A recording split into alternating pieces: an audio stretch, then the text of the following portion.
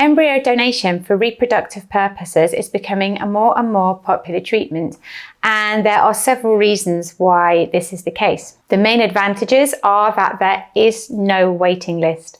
Once you have decided you are going to adopt embryos, you can go usually straight for the treatment. You will be matched in terms of phenotypical characteristics, your hair color, your eye color, your skin tone, to make sure that your children will look like you, and also immunological factors such as your blood groups. There is much less hormonal medication required for an embryo adoption, since the only hormonal medication you will need is to prepare the endometrium, which will usually require the use of estrogen and progesterones. This will prepare the endometrial lining for the embryo transfer, and when the implantation window is correct, the embryo transfer will take place. Fewer consultations are needed for embryo adoption rather than having an egg donation process, and also the time spent in the process is less. Usually, if you decide to adopt embryos within a year, if the embryo transfer is successful, you could be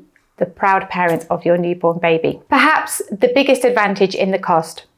Embryo adoption is much cheaper than IVF with your own eggs, and a great deal cheaper than IVF with donor eggs. As the medication required for embryo adoption is also lower, less money will be spent on the hormonal medication.